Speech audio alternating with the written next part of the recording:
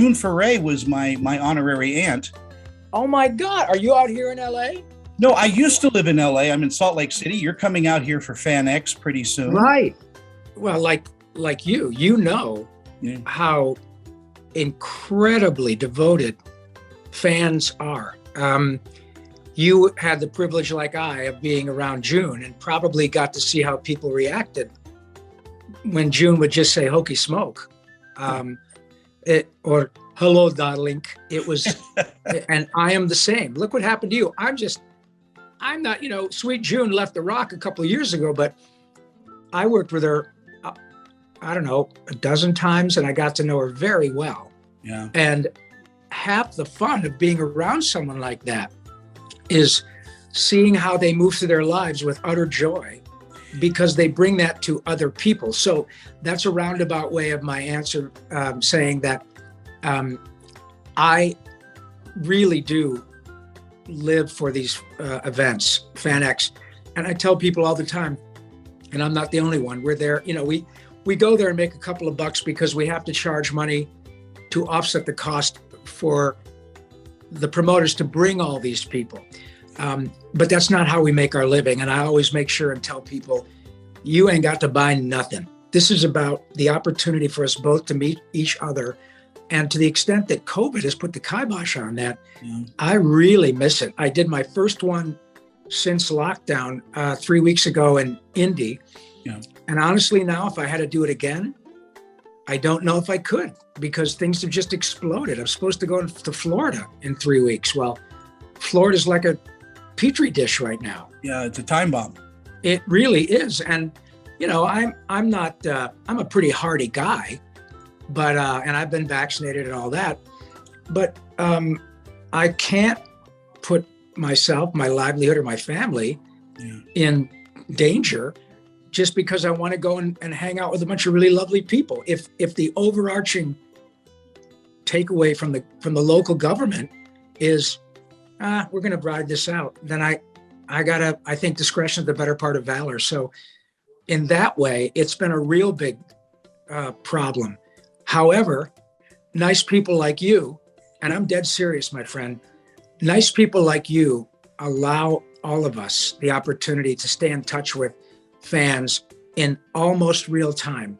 And that, as you know, from your success, is no small thing. It's a very big deal what you do.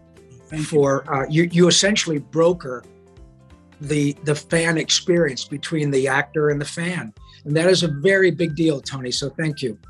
Well, I've done celebrity interviews for almost 50 years, Yeah, it's crazy. Oh, I know who you are. Yeah. Yeah. And I felt like a movie shill, because all we're talking about is people's movies, and you got 5 minutes and their junkets.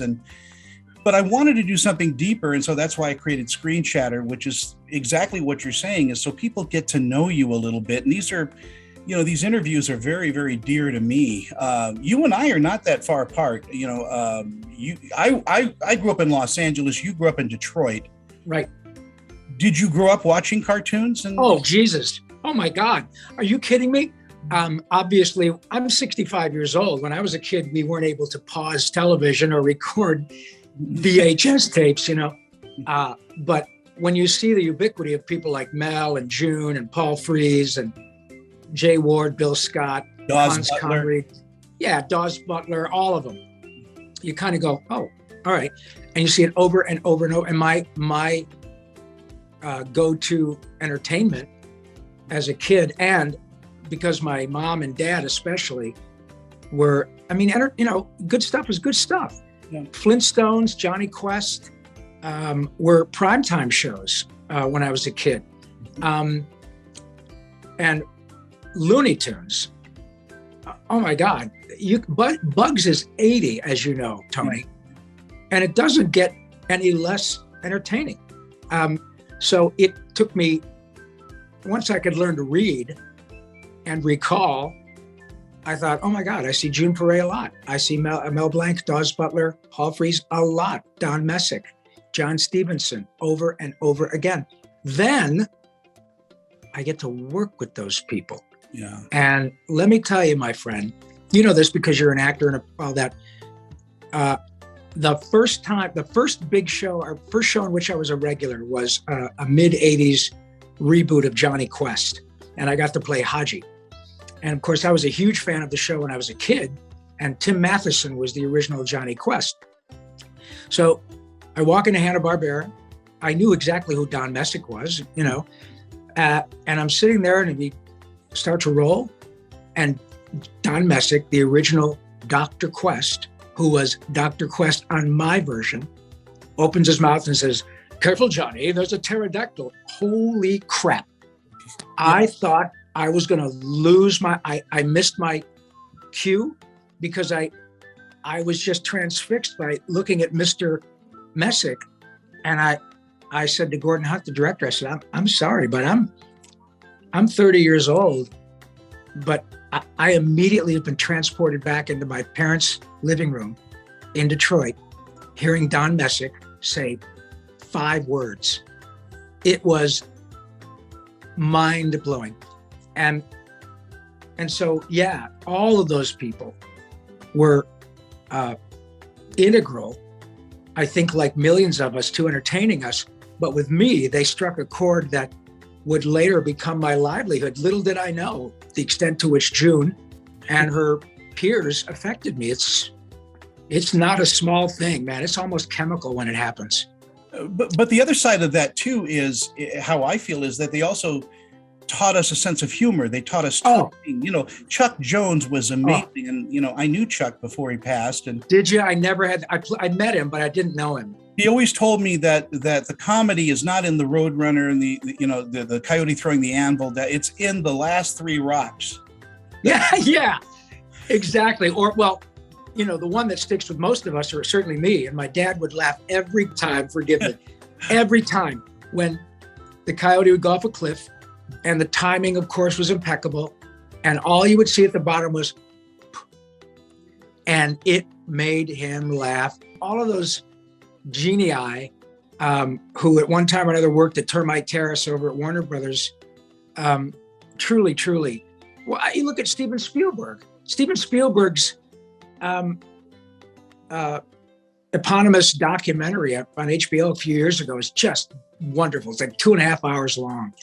But he talks often about animation, about how directors should definitely direct cartoons because it literally helps them think and come up with ideas that are, at least until recently, were not able to be produced with live action actors.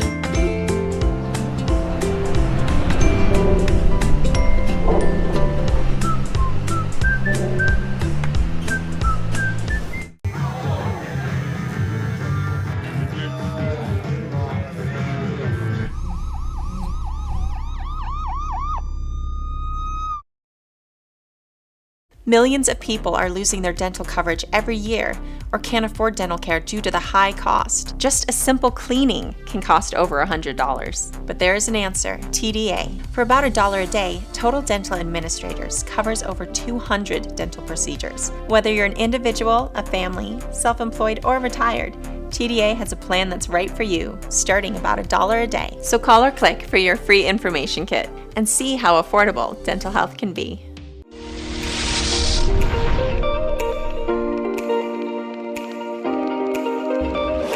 The Animaniacs is a brilliant show. It always has been from the beginning. I mean, Jess Harnell, all those people that add to that, are real true actors, because voice acting is acting, and it's also singing. I mean, I think everybody that does voice acting is a singer as well. Most of us, even the people who claim not to be very good singers, like my dear sister Tress MacNeille, who's Dot, and I don't know, Crazy Cat Lady on The Simpsons, and Principal Skinner's mother, and Mom on Futurama. I mean, come on. Tress MacNeille, dear sweet Tress, I've known Tress for 42 years. When I met her, she was a cocktail waitress in Marina Del Rey at Charlie Brown's. And she is now the most prolific voice actress in the history of Hollywood. Wow. In terms of her just body of work. And June said as much before she left. If people Google or go to IMDb and put in Tress MacNeille, M-A-C, capital N-E-I-L-L-E, it's like reading the Manhattan phone book, Tony. And she doesn't mind me saying it, she just turned 70. She's working every day. She's better than she was when she was 69. She's back on Animaniacs with Jess, Maurice, and me, specifically at the request of Mr. Spielberg, because he knows the power of these characters. It's not about having Liam Neeson as the brain and Russell Brand as Pinky. It's just not. But Tress is the realest of deals. And she sang a lot of great songs in Animaniacs. I'm Cute, I'm Mad. And inevitably, we get done with a song and she'll go, God, I can't sing like you, Robbie. What are you talking about? Just because she wasn't a proper singer. She sings beautifully. And most people who do this gig have to sing at one time or another, even if it's badly. Because, I mean, kill the wabbit. Iconic. Yeah, Elmer Fudd wasn't a great singer. Mel was, but Elmer Fudd wasn't on purpose. And here he's all of a sudden singing Wagner.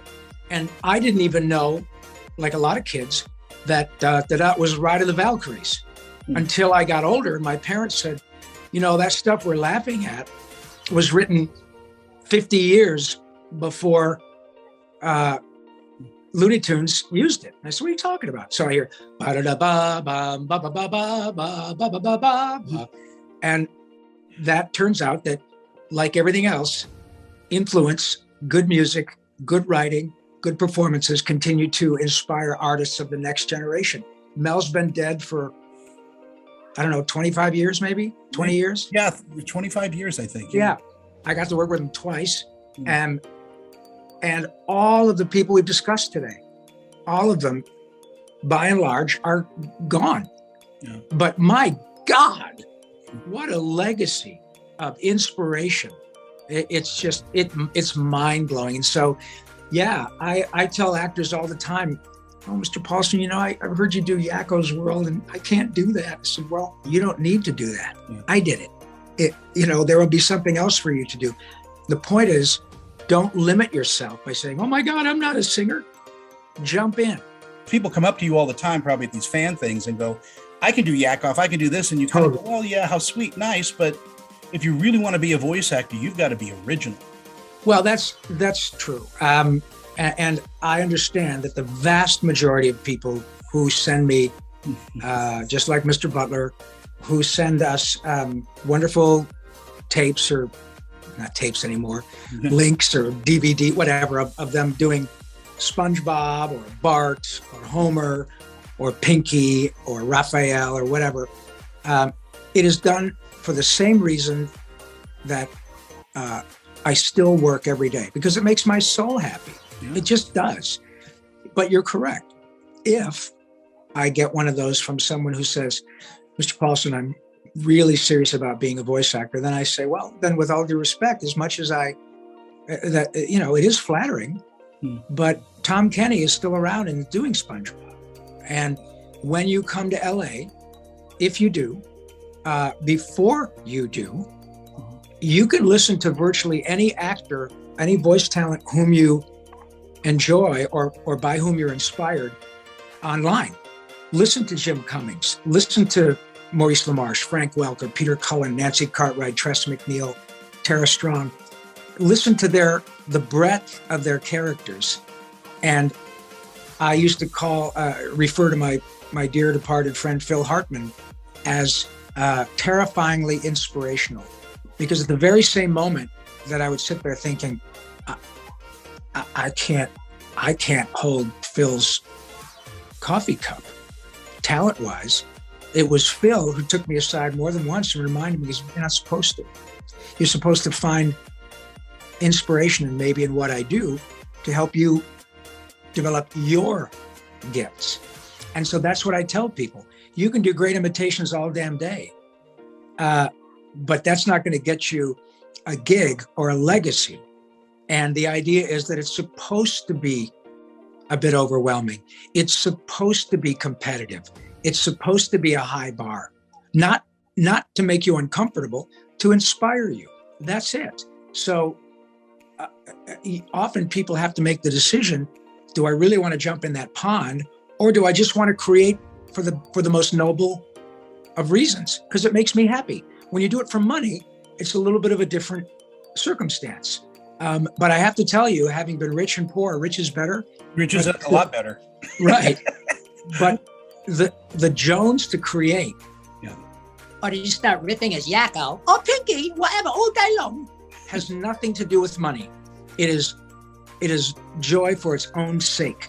And I find that whether it's you or Mr. Butler or Ms. Foray, Don Messick, all these people, Jonathan Winters would riff for an hour after a show just to riff because he had an audience. Wasn't getting paid any extra. We do it because we can't not do it. And it's a lovely way to move through life, for sure. This portion of Screen Chatter is presented by VP Dental. Check out our great dental plans starting at just $16 per month.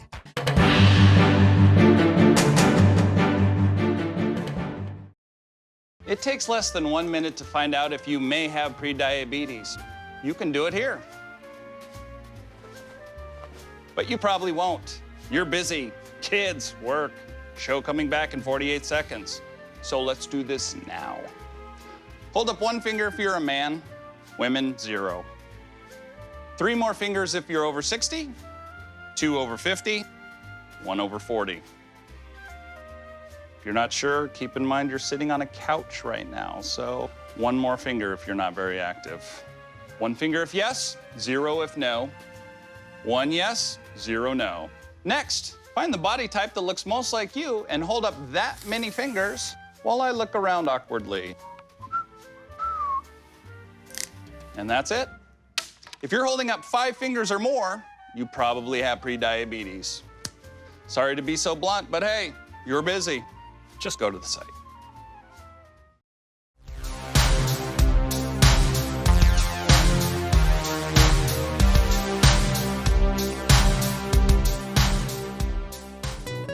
You're looking at a lottery winner, and I don't even know how to quantify that compliment. Well, the thing is that you worked hard at being a lottery winner. Oh yeah, I did.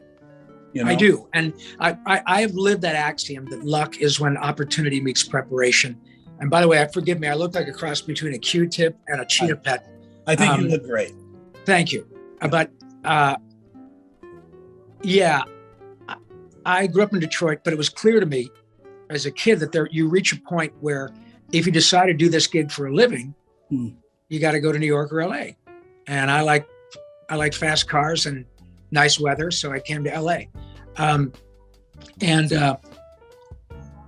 I have gotten, as they say, lucky, but I know exactly what you're talking about. It takes a lot of hard work to get lucky.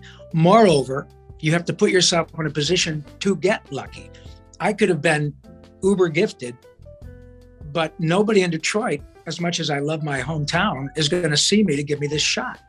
So luck truly is when opportunity meets preparation. So when I got here, I had opportunities, I was prepared, and boom, just like thousands of actors before me and those to come, you have to put yourself in a position and give up certain things for not necessarily a guarantee, because we know there's no guarantee, but even the shot, to get the shot or maybe a couple of shots, you have got to put yourself in the position to take advantage of them. And that's what I did. As we wind up our conversation, and God bless you, thank you so much for this time. My privilege. Shaking with joy. Thank you. You're a throat cancer survivor. That must have been a tremendous scare. Well, what's the axiom? We make plans and God laughs. Yeah. I mean, look,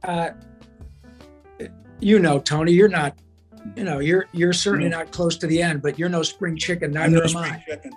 And no one gets out here without a couple of dings, man. No one. Look, when I was diagnosed, I had already had by any measure, a remarkable career. A wonderful family.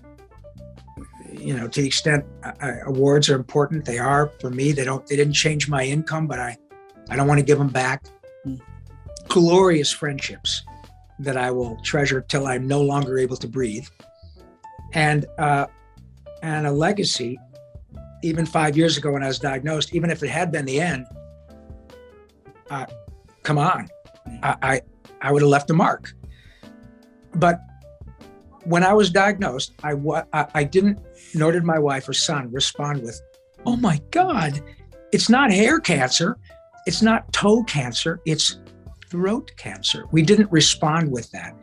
We responded with, "Okay, well," and at the very moment that I'm sitting in the room in which I got that phone call, and in the very moment that I got that phone call, my first thought was, at this moment, I live in LA County, the largest, most populated county in the country.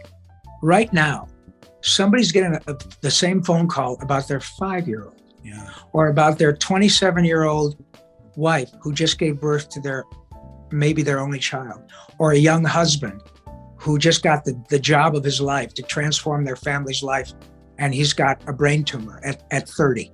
Somebody's getting that same phone call. So I reckon you can handle this. And I also had the incredible gifts of hundreds of children and their families, many of whom the children have left. I had the privilege of speaking to them via many characters to give them a little bit of joy. And it's not just me, we all do it, but it reminded me that I had the power of joy and laughter, which is every bit as important as chemo and radiation to me, right inside my cabeza. And these children and parents reminded me of that.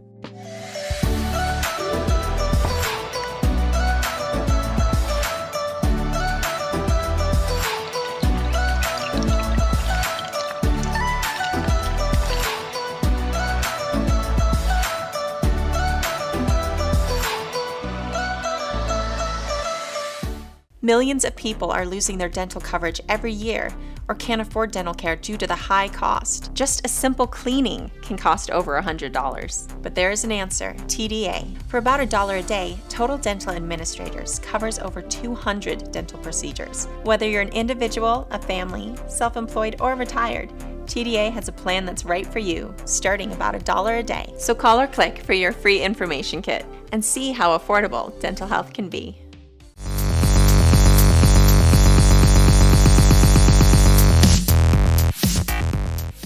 It is such an honor and a pleasure to talk with you today on Screen Chatter. You are just an amazing guest. People often say to me, "Oh my God, Rob, God bless you." And I say, "Trust me, he has." Millions of times. And it happens every time I do one of these interviews with someone who is so sweet as you. All I gotta do is say, "Hello, nurse." And the person does what you're doing now. It's a wonderful, wonderful way to experience joy from both sides.